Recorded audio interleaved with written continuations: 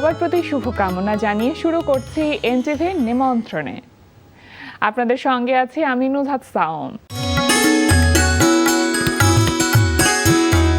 দর্শক, এনটিভি নিমন্ত্রণের আজকের আয়োজনে থাকছে সংস্কৃতি, এনটিভি অনুষ্ঠান সূচি ও আলাপন। প্রথমেই সংস্কৃতি।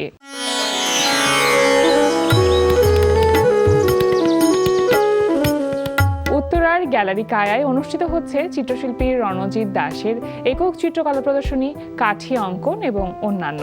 প্রতিদিন বেলা 11:30 থেকে রাত 8টা এই সময় প্রদর্শনী চলবে 15 মে পর্যন্ত। শিল্পাঙ্গন গ্যালারির আয়োজনে ধানমন্ডি দ্য ইলিউশনস গ্যালারিতে অনুষ্ঠিত হচ্ছে শিল্পী ইফফাতারা দেওয়ানের একক চিত্রকলা প্রদর্শনী অপরাজিতা। প্রদর্শনী চলবে 16 মে পর্যন্ত। কলা কেন্দ্র ও কিবরিয়া প্রিন্ট স্টুডিওর আয়োজনে কলা কেন্দ্রে অনুষ্ঠিত হচ্ছে ছাপচিত্র উৎসব ও 14তম কিবরিয়া ছাপচিত্র মেলা।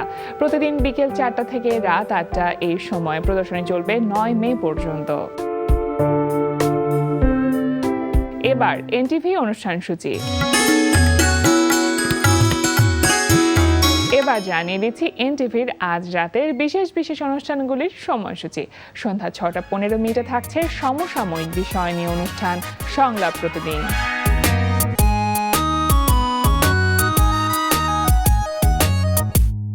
সন্ধ্যা 6:45 থাকছে খেলাধুলা বিষয়ক অনুষ্ঠান গ্যালারি।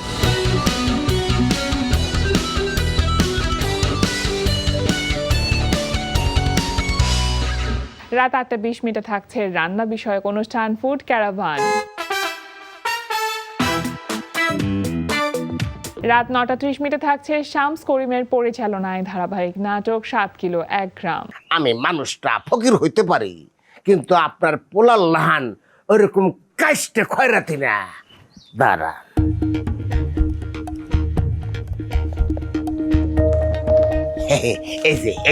এই যে নেন 1000 টাকা ধরেন। কই আম্মা? আম্মা, আপনি কিন্তু দেরি করবেন না। আজকে আব্বারে নিয়ে গঞ্জে যাবেন। বড় পাশ করছে এরকম একটা ডাক্তার দেখা চিকিৎসা সেরা পাইবেন। কি কবি ক? কোন সময় আবার সুরজ ভাই আয় পরে ঠিক ঠিকানা নেই। কারিনারে এই মজনু তোর সত্য সত্য ভালোবাসত রে। এইটা পুরান পেশাল, নতুন কিছু থাকলে ক। শোন, নতুন আর কি কমার। দেখ, সুরজ ভাই আমার বস মানুষ, তাই না? বাই চান্স আমার বস যদি তোরে ফাইনাল, বাই চান্স কয়া কোনো কথা নাই, কোনো বাই চান্স নাই। ধর আমি ফাইনাল 7 কিলোর একটি গ্রাম। রাত 11:30 সরাসরি সম্প্রচার হবে টক শো এই সময়।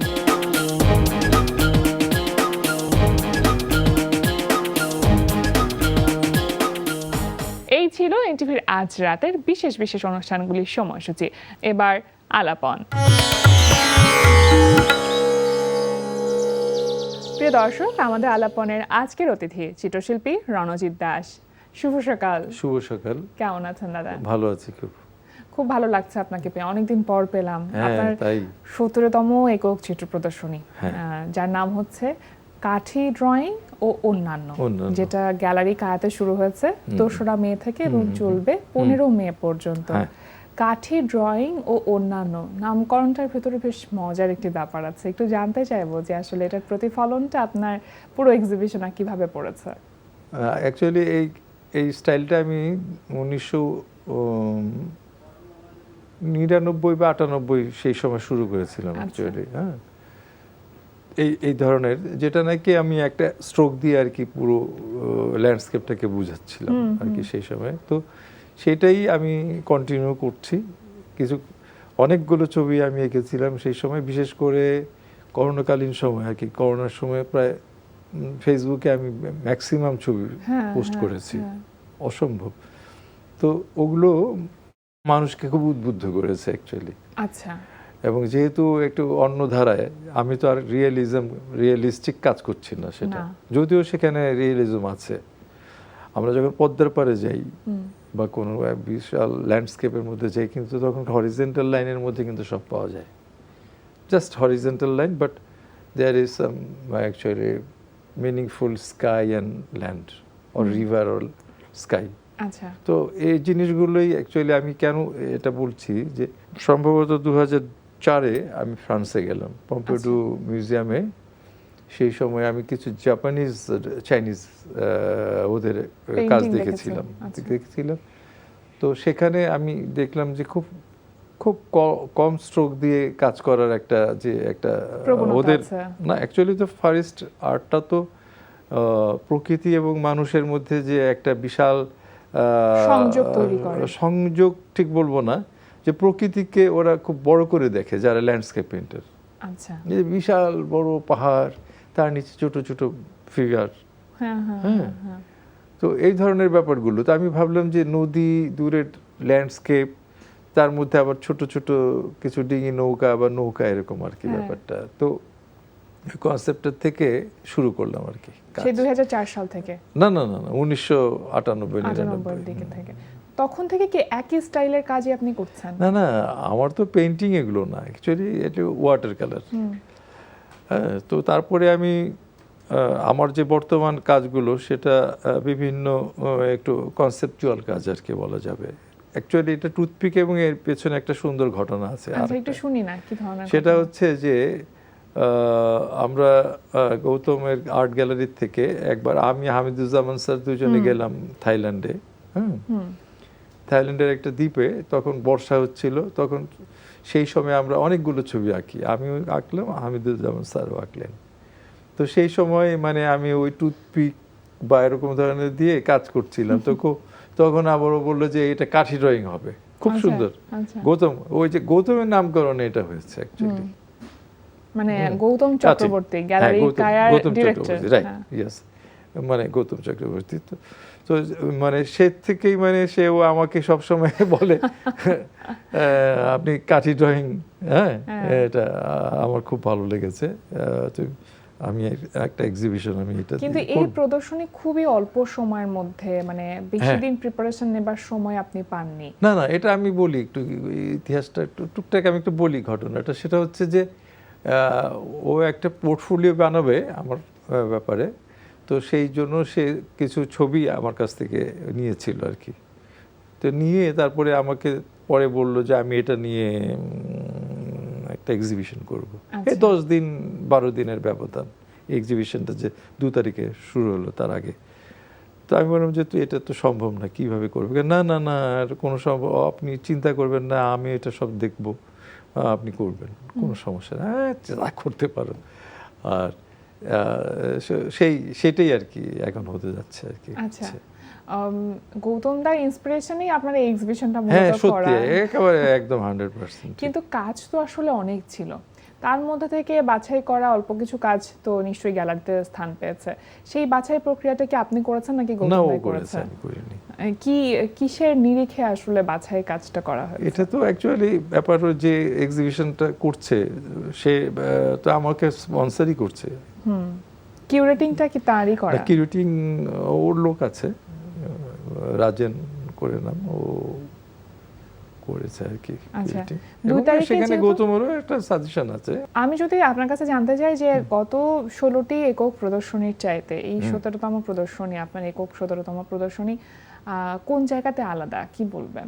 আলাদা বলতে বলা যায় যে আমি এখন যে ধারায় কাজ করছি, যে এখানে দেখা যাচ্ছে রবীন্দ্রনাথ যেরকম ওই গান লেখার সময় বা কোনো কিছু লেখার সময় কাটাকাটি করতেন, এই যে ডুডলের মতো একটু ডুডলিং করা, হ্যাঁ এরকম করতেন। তো সেটাকে আমার একটু মানে ভালো লাগলো আর কি বলা যায়। তাছাড়াও আমার গ্র্যান্ডসন, ও ডুডলিং করতে পছন্দ করে খুব একটা। তো সব কিছু মিলে ভাবলাম যে ভেরি নাইস অ্যাকচুয়ালি আইডিয়া। তো তখন আমি ওই ল্যান্ডস্কেপের মধ্যেই দেখা যায় যে আমি ল্যান্ডস্কেপ করছি, ডুডলিংগুলো দিয়ে দিয়ে আস্তে আস্তে আস্তে হরিজন্টাল ওইভাবে করছিলাম আর কিছু কাজ। তো ওগুলো আবার একটু বলা যায় যে সবাই একটা অন্যরকম দৃষ্টিভঙ্গিতে দেখেছে। তো কন্টেম্পোরারি মডার্ন একটা thinking is there actually, anyhow. তো ও বললো যে ঠিক আছে, এগুলো নিয়ে আমি করতে চাই, করো, এই হচ্ছে। যারা আসছেন দেখতে, দর্শক যারা, তারা কি বলছেন কাজগুলো দেখে? অ্যাকচুয়ালি 2 তারিখ তো ওপেনিং হলো, তো সেই সময় ভালো গ্যাদারিং হয়েছে। Most of the actually beholder was actually art connoisseurs, art promoter. কারণ আবুল খায়ের লিটু ছিলেন উনি গেস্ট, আরও অনেকে এসেছিলেন, ইউনাইটেড অনেকে এসেছিলেন, বলা যায়, কি বলবো। কিন্তু কাজগুলোর সাথে অডিয়েন্স কি কানেক্ট করতে পারছে কিনা? ওরা তো নতুন ভাবে কিছু কাজ দেখছে, আর নতুন পুরোনো একটা কাজটা style। তো না, পুরোনোগুলো তো ওরা দেখিয়েছে। কারণ ওই যে আমি একটা আমার যেটা আর কি একটা সিগনেচার Style। অ্যাকচুয়ালি স্টাইল, সেটা তো সবাই জানে অ্যাকচুয়ালি, যারা আমাদের এরিয়ার মধ্যে থাকে বা কালেক্টর যারা। তো কিন্তু ইন্ডিভিজুয়াল কিছু পরবর্তীতে যে কাজগুলো করেছে সেগুলোর প্রতি একটা ওদের একটা আগ্রহ ছিল, যে কি ধরনের সে কনসেপ্ট নিয়ে কাজ করছে দেখতে যাই। তো এর জন্যই এর জন্য দেখলাম মানে যে বিভিন্ন মানে বয়সের বিভিন্ন স্তরের শিল্পীরা এবং শিল্পবোদ্ধারা, শিল্প সংগ্রাহকরা এরা এসছে। আচ্ছা, এখন নবীন অনেক শিল্পী আর রয়েছেন, বা আপনার পরবর্তী বেশ কয়েক প্রজন্মের শিল্পীরা কাজ করছেন, তাদের কাজগুলো যখন দেখেন তখন আসলে কি মনে হয় যে বাংলাদেশের শিল্প চর্চা বা এই যে একটা আর্টিস্ট কমিউনিটি, এটা আসলে কিভাবে বলা যেতে পারে পরিবর্ধিত হচ্ছে বা সময়ের সাথে সাথে পরিবর্তন হচ্ছে? আন্তর্জাতিক অঙ্গনের সাথে যদি আমি কম্পিট করতে চাই, তো সেখানে বাংলাদেশের শিল্পীরা কিভাবে কাজ করছেন, নতুন শিল্পীরা? না, এটা তো আসলে আমাদের শিল্পকলা তো এখন একটা অনেক মানে ব্যাপ্তি নিয়ে মানে অনেক জায়গায় ছড়িয়ে গেছে, তাই না? আর বিশেষ করে যারা ইয়াং, তারা তো অসম্ভব ধরনের ওরা মানে কি বলবো ডেভোটেড ইন আর্ট, এবং তারা মানে যেহেতু একটা কম্পিটিশনের সময় ব্যাপারটা হলো, এখন তো অনেক আর্ট কলেজ, ইনস্টিটিউট, ইউনিভার্সিটি রয়েছে, প্রতি বছরই হাজার মতো স্টুডেন্ট বেরোচ্ছে। তো এখন কথা হলো এর মধ্যে তো সবাই আর হয় না, আসলে একটা ক্লাসে 50 থাকলে 3-4 জন হয়তো আর্টিস্ট হয়। তো যাই হোক, সবারই একটা সংযোগের মধ্যে দিয়ে সেটা চলছে। যেমন গান গাইতে গেলে গানের শ্রোতা, অনেকে গান শেখে, অথচ দেখা যায় যে শ্রোতা যদি ঠিক মতো না হয় গান ভালো লাগবে না, গায়কের বা গায়িকার ভালো লাগবে না। সেরকমই যে সবাই হয়তো আঁকবে না, কিন্তু তারা আর্টের অ্যাপ্রিসিয়েশন করতে পারবে, আর্টকে তারা উপলব্ধি করতে পারবে। তো আমার কথা হলো যে এখন যারাই কাজ করছে তারা they are very nice to me, actually beautiful কাজ করে। বিশেষ করে ওয়াটার কালারের একটা সময় এখন যাচ্ছে বলা যায়। আচ্ছা। এবং প্রায় আমি দেখছি মিক্সড মিডিয়াতেও করছে, অ্যাক্রিলিকও করছে, সবই করছে ইয়াংরা। তো কিছু কিছু শিল্পীরা আমার ইয়াং জেনারেশন যারা, আমার তো খুবই প্রিয়। তাদের কাছ থেকে একটা দুটো জিনিস নিশ্চয়ই আপনি নিজেও মাঝে মধ্যে শিখতে পারেন। অবশ্যই না, আমি আমার নাতির কাছ থেকে শিখি বললাম। ইভেন আমি মানে আমি বলি আমার মানে মানে মানে পারিবারিক হিসাবে যারা আছে আর কি জড়িয়ে আমার সাথে, এটা হচ্ছে কি দেখো তো কেমন লাগছে। তো এগুলো তো আসলে ব্যাপার হলো যে অনেক সময় অনেক কিছু নিজে বোঝাও যায় না, অন্য মানুষ আসলে কিভাবে দেখছে সেই বিষয়টা অনেক সাহায্য করে। এটা হয় না অনেক ক্ষেত্রে। তো আর অনেক কাজ করে যেটা হয় সেটা হচ্ছে যে এক ধরনের মানে মানে করে আর কি বলে মানে চিন্তার মধ্যে মানে মনে হচ্ছে যে একঘেয়েমিতে চলে আসলো কিনা, নতুন চিন্তাটা তখন একঘেয়েমিতে মানে আমি থাকতে চাই না অ্যাকচুয়ালি। যার জন্য আমার মানে স্টাইল এবং ওই আমার মানে ওই বিশেষত্বটা রেখেই আমি মানে আমার বিভিন্ন টেকনিক্যাল মানে ইগুলো আমি এক্সপ্লোর করি। এখন মোস্টলি এখন একটা ডিজাইনিক একটা ব্যাপার আমার মাথার মধ্যে কাজ করে, মানে মিউজিক অ্যান্ড অ্যাকচুয়ালি কালার।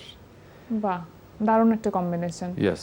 একজন আর্টিস্ট হতে চাইলে তার মধ্যে কি থাকা সবচেয়ে জরুরি বলে আপনি মনে করেন? ডেডিকেশন, এক নম্বর কথা, ডেডিকেশন থাকতে হবে, আমি এটা করব। এবং এটার জন্য সে যদি কোনো জীবনের কোনো যদি মানে রিকগনিশন নাও পায়, কথার কথা, সে যদি কাজ করে যেতে পারে, সে আমাদের কাছে অবশ্যই শ্রদ্ধার পাত্র হবে। একজন আর্টিস্টকে আসলে খুব বেশি নিরপেক্ষ থাকতে হয় সব জায়গা থেকে, এবং সূক্ষ্ম দৃষ্টিভঙ্গি সম্পন্ন একজন মানুষ হতে হয়। সেই কোয়ালিটি কি থাকে ম্যাক্সিমাম আর্টিস্টদের মধ্যে?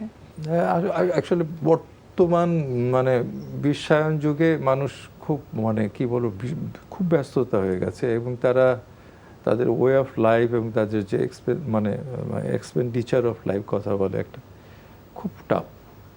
এর জন্য আমাদের অনেক ক্ষেত্রেই মানে যারা বলে যে আমি এই ধরনের ছবি চাই করে দিতে হয়। হ্যাঁ, যার জন্য কিন্তু আমরা যে ইসে থাকতে চাই, যে মানে আমাদের যে নিজস্ব যে চিন্তা চেতনা ভাবনা নিয়ে ছবি একটা সত্যিকারের অর্থে আমরা প্রেজেন্ট করতে চাই, সেটাকে একটু প্রতিবন্ধকতার সৃষ্টি করতে পারে আর কি, করেও ক্ষেত্র বিশেষে করছেও আমি মনে করি। যার জন্য আমরা বেশিরভাগই দেখছি মুখ, সুন্দর পাখি, সুন্দর ফুল, সুন্দর পাহাড়, সুন্দর গাছ, সুন্দর নদী, সুন্দর নদীর ঢেউ, সে সুন্দর reflection of the water, like this. ইমপ্রেশনিস্টটা অবশ্য বেশি কাজ করছে এখন, ইজমটা। এক্সপ্রেশনিস্ট কিছু কাজ হচ্ছে, ফবিজমের কিছু কাজ হচ্ছে, পোস্ট মডার্নের কিছু কাজ হচ্ছে, নানা ধরনের দাদাইজমের কাজ হচ্ছে। আর বাদ বাকি কিছু একটা ব্যাপার আছে যারা ইয়াংরা, যারা ইনস্টলেশন পারফরমেন্স করে, এবং তাদের প্রমোটটা কেউ কেউ করছে, ভীষণভাবে করছে ইয়াংদের, এবং তারা বিদেশে যেও তাদের বিভিন্ন ধরনের পারফরমেন্স করছে, বিভিন্ন হচ্ছে। মানে আমার কথা হলো যে আমাদের যে বিভিন্ন ধরনের সেকশন আছে আর্টের মধ্যে, এর মধ্যে একটা বিভাজন আছে এবং গ্রুপ আছে। এই বিভাজন গ্রুপের মধ্যেই এই বিভাজন মনে করছে আই এম দ্য গ্রেট, ও করছে I am best, just like this actually. কথা এটা আসলে একজন আর্টিস্ট তখনই সার্ভাইভ করতে পারবেন যখন তার ছবিটা হয়তো বিক্রি হবে, এবং সেটার জন্য প্রমোশন বা মার্কেটিংটা খুব জরুরি। সেই জায়গাটাতে আসলে আমরা কিভাবে কাজ করছি? অ্যাকচুয়ালি আমাদের দেশে লিমিটেড মানে আর্ট কালেক্টর, হ্যাঁ, এবং তারা আর কত কিনবে, তাদের তো মনে হয় যে ঘরে ছবি রাখারও জায়গা নেই, অনেক ক্ষেত্রে দেয়ালও নেই। দেয়াল যদিও হচ্ছে, স্কাইস্ক্রেপার বিল্ডিং তো ঢাকা শহরে কম নেই, হচ্ছে, কিন্তু বাট আমাদের যে আর্ট কনসার্স বা art lover, it's a very limited. পয়সা আছে কিন্তু তার আসলে শিল্প, আচ্ছা ঠিক আছে, থাইল্যান্ড থেকে তো রাস্তার ফুটপাতে পাওয়া যায়, নিয়ে আসি। একটা সিগনেচার এবং অরিজিনাল অথেন্টিসিটির পেন্টিংয়ের যে একটা ব্যাপার আছে, এটার যে একটা গুণ আছে বা এটার যে একটা ভ্যালু আছে, সেটা অ্যাকচুয়ালি আমাদের এখন কালেক্টরদের মধ্যে মানে এখন আস্তে আস্তে হচ্ছে আর কি মনে হয়, এবং আমার মনে হয় সেটা আমাদের নেক্সট প্রজন্মরা ভোগ করতে পারবে। অবশ্যই। একেবারে শেষের দিকে চলে এসেছে, আরো অনেক প্রশ্নের উত্তর মনে হয় জানা বাকি থেকে গেল, তাই মনে হচ্ছে নিশ্চয়ই পরবর্তী আয়োজনে সেগুলো জানবো। খুব ভালো লাগলো আপনাকে পেয়ে, অনেক কথা শুনলাম। আজকে আমাদের আয়োজনে এসেছেন, সময় দিয়েছেন, অসংখ্য ধন্যবাদ। আর কাঠি ড্রয়িং ও অন্যান্য এই প্রদর্শনীর জন্য শুভকামনা রইল। আপনাদের সবাইকে, এনটিভির সবাইকে আমার ধন্যবাদ, আপনাকেও ধন্যবাদ। সবাই আসুন আমার এক্সিবিশন দেখতে, হয়তো অন্যরকম একটা মজা পাবেন। অনেক ধন্যবাদ, থ্যাংক ইউ। অবশ্যই।